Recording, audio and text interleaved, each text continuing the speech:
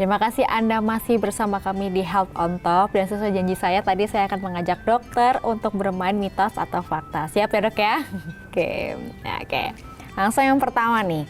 Imunisasi yang diberikan pada anak bisa menyebabkan anak tersebut mengalami autisme. Mitos atau fakta dok? Mitos.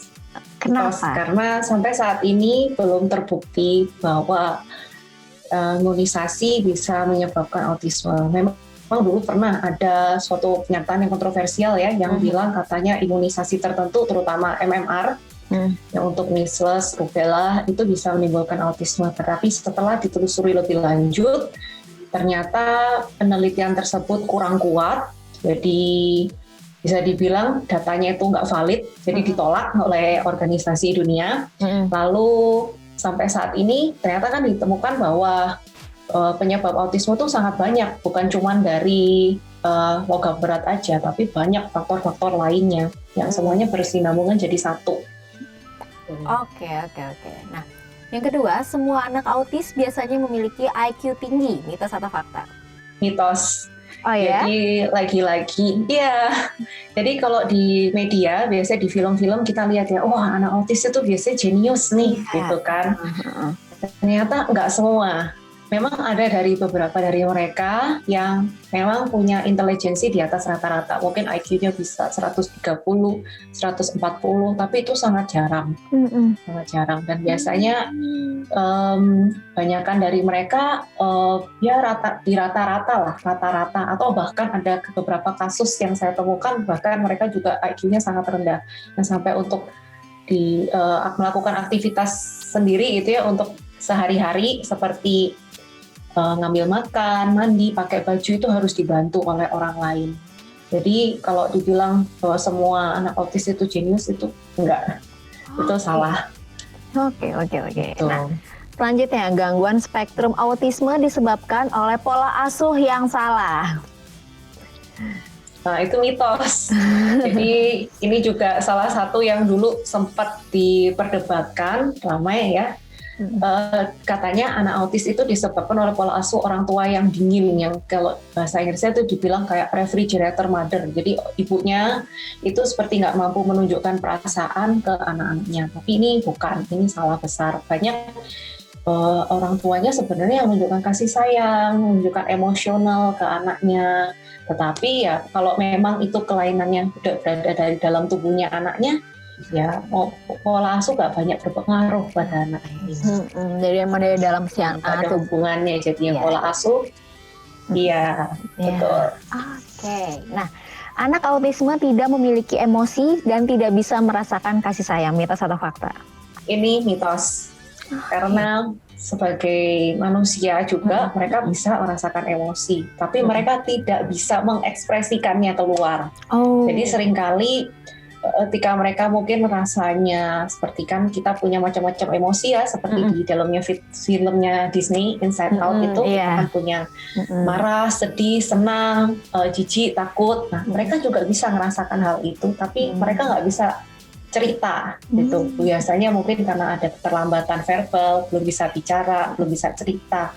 Jadi perasaan-perasaan itu hanya berkecamuk gitu di dalam dirinya. Jadi kadang-kadang ketika itu mungkin numpuk gitu ya, akhirnya mereka keluarkannya sebagai marah, frustasi yang kita kenal sebagai tantrum, anaknya tiba-tiba jerit-jerit, pukul-pukul, nah seperti itu. Oke. Nah, mereka tetap bisa merasakan kasih sayang. Oke, baik. Nah, anak laki-laki paling banyak yang mengalami sindrom autisme. Mitos atau fakta? Ini fakta, ini betul. Ada penelitiannya bahwa anak laki-laki resikonya 4 kali lebih besar dibandingkan anak perempuan untuk menderita autisme karena ada dari pengaruh genetiknya. Ada beberapa gen-gen yang beresiko untuk membawa autisme ini memang terkait pada kromosom X-nya. Kan kalau perempuan kromosom X-nya kan ada 2, tapi kalau laki-laki kan kromosom X-nya 1. Jadi biasanya memang mereka lebih resiko untuk punya autisme. Oke, selanjutnya ciri GSA adalah koordinasi mata dengan anggota gerak buruk.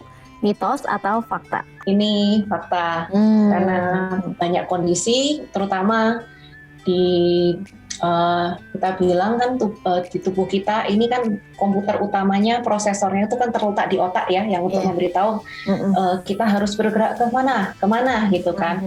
Nah, pada anak-anak dengan gangguan spektrum autistik biasanya otak mereka ini menjadi banyak proses ya, ada proses peradangan, jadi kacau. Kalau kita bilang seperti komputernya korslet. Jadi ada delay respon gitu ya? Yang masuk, ada delay, betul. Jadi ada delay seperti kayak harusnya saya kemana ya gitu ya? Atau mungkin maksudnya ke sini, tangannya diangkat yang kiri, dia malah gerak ke kanan gitu. Jadi kadang-kadang seperti dia ada keterlambatan memproses atau kekeliruan dalam memproses informasi tersebut. Gitu. Nah, tanda autisme koordinasinya seringkali buruk. Oke, siap. Nah, tanda autisme salah satunya ialah tidak bisa membangun sebuah hubungan. Mitos atau fakta? Fakta sih kayaknya ya. Ini mitos. Mitos malah. Oke, salah saya. Mitos. Jadi memang pada secara umum gitu ya, anak-anak autisme ini mengalami kesulitan dalam melakukan interaksi sosial. Mungkin dia seperti terlihat tidak mau berteman, tidak mau dekat-dekat berbaur dengan orang lain, tetapi sebenarnya mereka di dalam hati mereka juga ingin ditemani oleh orang lain, ditemani oleh main dengan teman-teman sebayanya. Jadi memang ada di mereka ada kekurangan gitu ya, kekurangan di bagian otak mereka yang untuk mampu untuk merasakan empati, untuk merasakan perasaan orang lain gitu ya. Jadi ketika diterapkan dalam lingkungan pergaulan, ya, mereka jadi bingung gitu ya. Ini bagaimana harus berespon terhadap orang lain, ini temennya yang ngajak main ini gimana gitu ya. Kadang-kadang sehingga mereka mengalami seperti maksudnya mereka ingin ngajak bercanda, tapi ternyata mungkin jatuhnya di orang lain mungkin jadi kasar atau jadi seperti mukul gitu ya. Karena balik lagi ke yang tadi ya, lebih ke late respon. Jadi dia bingung nih mau ngapain ya gitu. Betul. Tapi bukan berarti susah berkomunikasi dan susah berinteraksi, bukan berarti dia tidak mau. Berarti gitu ya, Dok ya? Bukan berarti nggak mau, tapi dia memang kesulitan.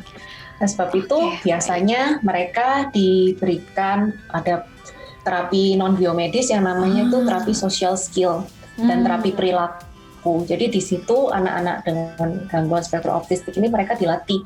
Kalau ada situasi seperti ini, ada temannya yang ngajak main, apa yang harus dilakukan, apa yang harus dikatakan seperti itu. Jadi dengan dilatih terus-menerus ini mereka akan lebih mampu. Oke, baik. Itulah tadi permainan mitos atau fakta. Jadi lebih banyak ya terbagi pagi dan juga banyak alasannya kenapa mitos dan juga kenapa fakta. Nah, dokter, aku juga lihat di dokter juga memberikan informasi dan edukasi di Instagram @drsenjaya. Ada tujuan tersendiri nggak kira-kira untuk berbagi itu semua? Karena kalau aku lihat juga banyak ya pengetahuan-pengetahuan terutama tentang autisme tadi. Kira-kira apa, Dok, yang kira-kira tujuan dari membagikan ilmu-ilmu itu? Awalnya kami ingin membagikan pengalaman kami sebagai orang penyandang autistik ya sampai dewasa, karena biasanya orang-orang taunya autistik itu hanya di anak-anak aja gitu kan, tapi ada sampai dewasa dan kami berusaha untuk kami ingin cerita, membagikan pandangan kami, pengalaman kami kepada banyak orang, terutama orang tua yang punya anak-anak dengan gangguan spektrum autistik ini, agar mereka bisa mendapatkan informasi yang lengkap, seperti sama-sama merangkul mereka gitu loh, bahwa Bapak Ibu nggak sendirian gitu loh. Ketika dapat vonis bahwa anaknya menderita gangguan spektrum autistik, itu bukan artinya akhir dari dunia. Tenang, masih ada banyak hal yang bisa dilakukan untuk membantu anak-anak Bapak Ibu ini mencapai tumbuh kembang yang optimal. Tuh, jadi kami berbagi di Instagram kami itu tentang apa yang kami ketahui tentang terapi biomedis. Tuh, banyak kan kami memang berfokus di biomedis. Gitu. Dan itulah tadi mungkin alasannya kalau misalnya mungkin sebagai orang tua kalau misalkan anaknya didiagnosis memiliki autisme, itu tadi ini sebagai sarana untuk memberikan ilmu pengetahuan ya. Jadi kan si anak sama si orang tua ini sama-sama gitu, sama-sama berjuang dan juga tadi mungkin lebih mengenal diri si orang tuanya bahwa punya kekuatan yang ternyata tidak disadari dan bisa menemani si anak untuk melewati proses-proses dari autisme itu sendiri ya dok ya, seperti itu ya dok ya. Oke dok. Iya betul. Nah jadi semangat. Semangat, oke. Nah selain semangat nih, boleh nggak dok kasih saran nih untuk orang tua yang memiliki anak dengan gangguan spektrum autistik itu kira-kira pesan yang ingin disampaikan kepada orang-orang tua yang di luar sana apa dok? Pesan yang mau saya sampaikan buat orang tua hebat di luar sana yang punya anak-anak dengan gangguan spektrum autistik, yang pertama jangan panik, selalu cari jalan keluar dari gangguan spektrum autisme ini. Anak dengan gangguan spektrum autisme itu bukan anak yang bodoh, bukan anak yang harus disembunyikan, bukan anak yang harus anak yang harus dijauhi gitu ya. Tapi mereka ini adalah anugerah yang besar dari Tuhan gitu yang sudah dipercayakan, dititipkan pada orang tua, yang pastinya Tuhan itu tahu gitu batas kemampuan orang tua itu sampai di mana gitu ya. Dan ketika mendapatkan anak-anak dengan gangguan spektrum autisme ini, berarti orang tua ini diminta untuk jadi orang tua yang proaktif dan rajin belajar untuk cari ilmunya itu tentang autisme ini ada di mana saja. Jangan takut, jangan menyembunyikan anaknya, bergabunglah dengan komunitas-komunitas dengan anak-anak yang orang tua yang anak-anaknya sama dengan anak-anak bapak ibu, cari dukungan di sana, selalu kumpulkan informasi, terutama kalau ada terapi ini gitu ya, itu pelajari dulu, gitu kan, dan jangan ragu-ragu untuk segera konsultasi sama ahlinya, gitu. Jadi jangan hanya didiamkan, meratapi nasib gitu ya, tapi jadi proaktif gitu. Betul. Karena keberhasilan anak itu ada di tangannya orang tua. Orang tua tuh berperan sebagai seperti navigatornya anak ini. Gitu. Mereka membutuhkan bapak ibu. Harus memiliki kekuatan bukan cuma di anak tapi sih di orang tuanya, karena memang ini suatu anugerah, balik lagi tadi yang dititipkan, jadi kita harus jaga sedemikian rupa dengan banyaknya belajar dan juga mungkin banyak mengenal komunitas-komunitas yang mungkin bisa saling memberikan semangat. Jadi orang tua semangat, si anak juga semangat, kita sama-sama berjuang. Seperti itu ya dok ya? Betul. Oke. Thank you ya dok. Thank you dokter atas waktunya, bincang-bincangnya hari ini. Semoga mungkin balik lagi ke orang tua dan juga para anak-anak yang masih berjuang, kita berikan semangat, semoga bisa melewati semuanya, percaya bahwa pasti akan ada anugerah dan hikmah dari setiap kejadian. Thank you dokter atas waktunya. Terima kasih. Dan itulah tadi perbincangan saya bersama Dr. Mariska. Akhir kata saya Viana Aninita pamit undur diri. Terima kasih dan sampai jumpa.